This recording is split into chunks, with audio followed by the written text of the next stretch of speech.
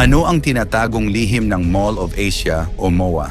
Sa mabilis na takbo ng urbanisasyon sa Pilipinas, unti-unting nagbago ang papel ng mga shopping mall. Hindi na lang sila lugar ng pamimili. Sa paglipas ng panahon, naging sentro na rin sila ng libangan, pahinga, pagkikita ng pamilya at kaibigan, at para sa marami, isang ligtas na espasyo sa gitna ng magulong lungsod. Sa kontekstong ito, iisa ang pangalan na agad pumapasok sa isip ng karamihan. SM Mall of Asia, o mas kilala bilang MOA. Hindi lang ito isang mall, isa itong icon, isang destinasyon, at para sa ilan, simbolo ng modernong pamumuhay ng Pilipino. Araw-araw daan-daang libong tao ang dumadaan sa malalawak nitong pasilyo. Taon-taon, bilyong piso ang umiikot sa loob ng kompleks. At higit sa lahat, ito ay nakatayo sa isang lugar na dati dagat, reclaimed land sa gilid ng Manila Bay. Pero paano nga ba nagsimula ang proyektong ito? Sino ang nasa likod ng ideya? At ano-ano ang mga hamon at kontrobersyang hinarap nito sa paglipas ng panahon? Ito ang kwento ng SM Mall of Asia, isang pangarap na naging landmark. Pagbuo ng isang mega project, ang ideya ng Mall of Asia ay umusbong noong kalagitnaan ng dekada 90, sa panahon kung kailan mabilis na lumalawak ang retail industry sa Pilipinas. Sa panahong iyon, pinapangarap ng SM Group na lumikha ng isang world-class shopping at entertainment destination, isang lugar na kayang makipagsabayan sa pinakamalalaking mall sa Asia at sa buong mundo. Ang SM Group na pinamumunuan noon ng negosyanteng si Henry C. Sr. ay kilala na bilang pinakamalaking retail chain sa bansa. Sa pamamagitan ng kanilang property arm na SM Prime Holdings, sinimulan ang masusing pagpaplano ng isang proyekto na hindi pa kailanman nasubukan sa Pilipinas. Isang mall na hindi lang malaki, kundi isang buong distrito ng negosyo at libangan. Pinili ang Bay City sa Pasay, isang strategic na lokasyon sa tabi ng Manila Bay. Ngunit may malaking hamon ang lugar ay bahagi ng dagat. Ibig sabihin, kailangan munang gawing lupa ang lugar bago maitayo ang mall. Dito pumasok ang reclamation, isang komplikado at sensitibong proseso. Ang proyekto ay hindi lang komersyal, kundi isa ring technical at urban development milestone. Noong 2002, opisyal na nagsimula ang reclamation at konstruksyon. Katuwang ng SM Prime ang mga lokal at international experts, mula sa engineers hanggang sa architects.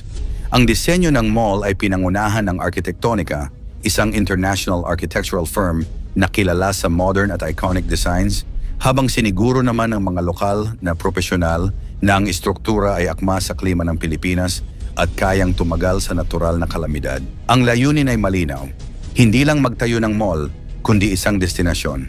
Isang lugar kung saan pwedeng mamili, maglibang, magnegosyo at tumanggap ng malalaking international events. Ang pagbubukas at paglawak ng impluensya noong Mayo 21, 2006, opisyal na binuksan sa publiko ang SM Mall of Asia. Ang opening day ay naging isang pambihirang eksena. Libo-libong tao ang dumagsa kasama ang mga opisyal ng gobyerno, kilalang personalidad at mga leader ng negosyo. Ayon sa mga ulat noong panahong iyon, halos 1 milyong bisita ang nagtungo sa MOA sa unang araw pa lamang. Isa itong malinaw na indikasyon kung gaano kalaki ang interes ng publiko. Sa panahong iyon, ang MOA ay itinuturing na isa sa pinakamalalaking mall sa buong mundo. May gross floor area itong mahigit 386,000 square meters na kalaunan ay pinalawak at umabot sa humigit kumulang 600,000 square meters. Katumbas ng mahigit 100 football fields. Sa loob nito ay matatagpuan ang libu-libong retail stores, restaurants, cinemas at entertainment facilities. Mayroon itong Olympic-size ice skating rink, bowling centers, IMAX theater, exhibition halls, at malawak na open spaces tulad ng SM by the Bay. Hindi nagtagal, dinagdagan pa ito ng SMX Convention Center at MOA Arena na naging tahanan ng malalaking concerts, sports events, conventions, at international exhibitions. Dahil dito, ang MOA ay hindi na lamang mall, isa na itong entertainment at events hub ng bansa. Issue, kontrobersya at epekto sa lipunan. Sa kabila ng tagumpay nito, hindi rin nakaligtas ang Mall of Asia sa mga issue at kontrobersya. Isa sa mga madalas pag-usapan ay ang kaligtasan ng istruktura lalo na't ito ay nakatayo sa reclaimed land. May mga panahong kumalat sa social media ang mga haka-haka tungkol sa posibleng panganib sa pundasyon ng mall. Gayunpaman, paulit-ulit na nilinaw ng SM Prime Holdings at ng lokal na pamahalaan na ang MOA ay dumaan at patuloy na dumadaan sa mahigpit na structural assessments. Ayon sa kanila, ang mall ay idinisenyo upang matugunan ang international safety standards at regular na minomonitor upang masiguro ang kaligtasan ng publiko. Isa pang sensitibong usapin ay ang environmental impact ng reclamation sa Manila Bay. Maraming environmental groups at mangingisda ang nagpahayag ng pangamba sa epekto ng reclamation projects sa marine ecosystem, daloy ng tubig, at posibleng pagbaha sa mga kalapit na lugar. Ang MOA bilang pangunahing bahagi ng Bay City Development ay naging bahagi ng mas malawak na diskusyon tungkol sa balanse ng urban development at environmental sustainability. Dito lalong nakita ang komplikadong relasyon ng pribadong sektor, gobyerno at kalikasan. Sa kabila ng mga ito, hindi maikakaila ang malaking ambag ng MOA sa ekonomiya. Libo-libong trabaho ang nalikha mula sa construction hanggang sa retail, security, hospitality at events management. Naging malaking tulong din ito sa turismo ng Pasay at Metro Manila na umaakit ng lokal at dayuhang bisita. Ang pamana ng Mall of Asia. Pagkaraan ng halos 2 dekada, malinaw na ang SM Mall of Asia ay higit pa sa isang shopping center. Isa na itong landmark, isang sentro ng kultura, at isang salamin ng ambisyon at kakayahan ng Pilipinas sa larangan ng modernong infrastructure at negosyo. Para sa marami, ang MOA ay lugar ng alaala. Unang date, family outing, concert na pinanood, o simpleng lakad sa tabing dagat tuwing dapit hapon. Bagamat may mga hamon at kontrobersya, nananatili itong matatag at patuloy na umaakit ng milyon-milyong bisita taon-taon. Isa itong patunay na ang pangarap ng isang pamilya kapag sinamahan ng malinaw na plano, dedikasyon at tamang timing ay maaaring magbunga ng proyektong hindi lamang malaki sa sukat, kundi malaki rin ang epekto sa lipunan, ekonomiya at kultura. Ang SM Mall of Asia ay hindi lamang para sa kasalukuyang henerasyon. Ito ay mananatiling simbolo ng modernong Pilipinas. Isang paalala na kaya ng bansa na lumikha ng world-class developments na may pangmatagalang impluwensya sa buhay ng mga Pilipino. Bakit hindi kaaya-ayang bisitahin ang bansang ito kahit mura ang bilihin? Mag-aalangan ang sino mang bibisita sa bansang ito. Siguradong makakamura ka at garantisadong mapapamura ka rin sa dami ng mga problema at sitwasyon sa paligid. Pangwalo na ito sa may pinakamaraming populasyon sa buong mundo, na umaabot sa humigit kumulang 100 at 75 milyong ngayong taong 2025. Dahil sa sobrang dami ng tao ang bansang ito. Bangladesh ay tambak ng iba't ibang issue, halos katulad ng kapwa niya sa Timog Asya, gaya ng Pakistan at India. Karamihan sa mga nagtatrabaho rito ay tumatanggap lamang ng mababang sahod, humigit kumulang $100 o 6,000 piso kada buwan para sa mga mabibigat na trabaho sa mga pabrika o kalye. Madali silang mawawala sa trabaho dahil sobrang dami ng nakapila sa kanilang pwesto. Ang sitwasyon sa kalsada ay hindi rin nakakatulong. Walang tigil ang busina, ang ingay ng tao at gulo ng trapiko ay halos hindi mo na mapapansin, at bawat motorista ay parang naguunahan sa kalsada. Makikita rin ang mga bicycle taxi drivers o tinatawag nilang rickshaw drivers na nakikipagsabayan sa mga sasakyan. Kahit payat at mukhang walang lakas, handa silang magdala ng kahit anong karga basta kumita lang. Humigit kumulang 4 na milyon ang umaasa sa ganitong trabaho na kumikita lamang ng humigit kumulang 6,000 piso kada buwan. Wala pang gastos sa gasolina, pero ubos pawis ang mga drivers sa kakapadyak at pag-ikot sa trapiko.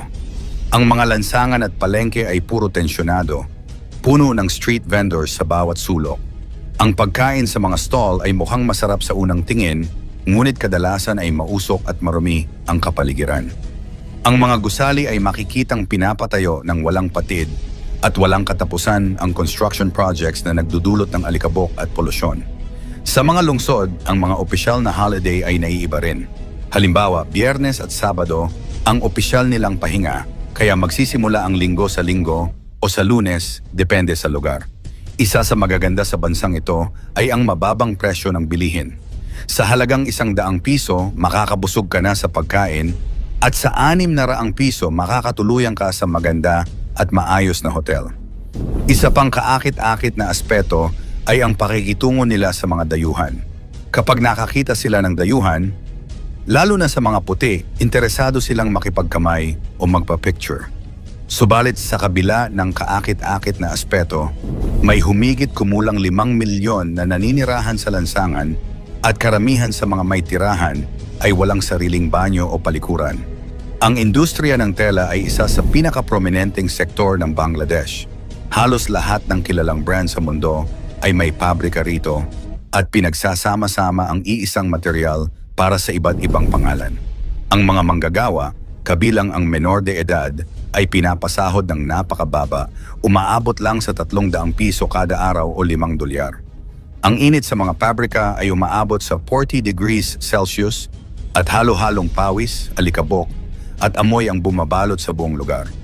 Kahit sa oras ng trabaho, sumasaglit lamang ang mga manggagawa para magbuhos ng malamig na tubig bago bumalik sa kanilang pwesto. Ang mga amo at tagapangasiwa ng pabrika ay kilala sa pagiging istrikto. Pinagbabawalan silang mag-usap-usap at dapat nakatutok sa trabaho. Isa sa bawat 6 na tao sa lungsod ang may sakit dulot ng industriya ng tela at madalang na umaabot sa edad na 50 ang mga manggagawa. Walang malasakit sa kapaligiran at wala ring aksyon mula sa gobyerno upang maprotektahan ang kanilang mamamayan. Ang tubig sa mga ilog ay halos hindi na umaagos dahil sa tambak ng basura. Ang kontaminadong tubig ay nagdudulot ng sari-saring sakit sa balat, paghinga, at sa bituka ng mga naninirahan at nagtatrabaho sa paligid. Noong taong 2019, ang Bangladesh ay nakuha ang gintong medalya para sa pinaka-worst na kalidad ng hangin sa buong mundo at tanging Pakistan lang ang nakakuha ng silver. Mahigit sa 5,000 slum sa Dhaka ang apektado ng maruming ilog na tinitirahan ng humigit kumulang 4 na milyong katao. Sa 175 milyong na populasyon, napakakaunti lamang ang nakaka-enjoy ng marangyang pamumuhay. Ang natitirang yaman ay pinagsasamantalahan ng iilan at ang mga ordinaryong tao ay nahihirapan. May mga malilinis at kaaya-ayang lugar pero malamang dadaan ka sa gulo, ingay at polusyon. Bukod sa mabibigat na trabaho at trapiko, marami ring kabataan ang pinapayagang magtrabaho sa murang edad. Di umano kahit 7 taong gulang ay tinatanggap na sa mga pabrika basta kayang magtrabaho. Napakababa ng pasahod sa kanila at halos walang karapatan o proteksyon. Sa kabila ng lahat ng ito, may positibong aspeto rin ang Bangladesh.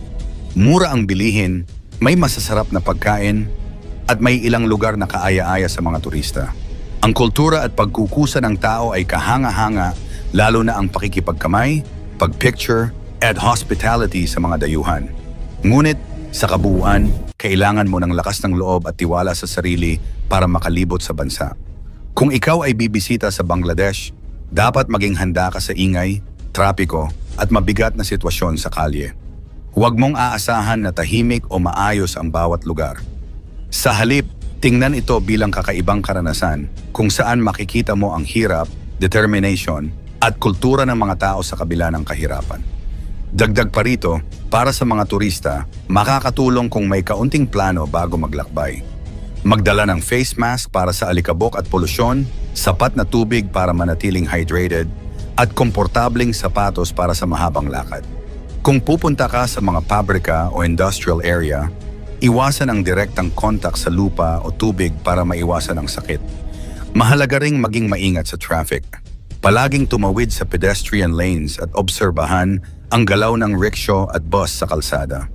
Bukod sa mga tips, huwag kalimutan ang positive na aspeto ng bansa. Maraming street food ang masarap subukan at ang pakikipag-ugnayan sa locals ay nagbibigay ng kakaibang insight sa kultura at pamumuhay ng Bangladesh. Makikita mo ang resilience ng mga tao, ang kanilang galing sa pagtatrabaho at ang simpleng kasiyahan sa kabila ng kahirapan. Sa huli, bibisita ka pa rin ba sa Bangladesh? Ikomento mo naman ito sa ibaba. Salamat at God bless.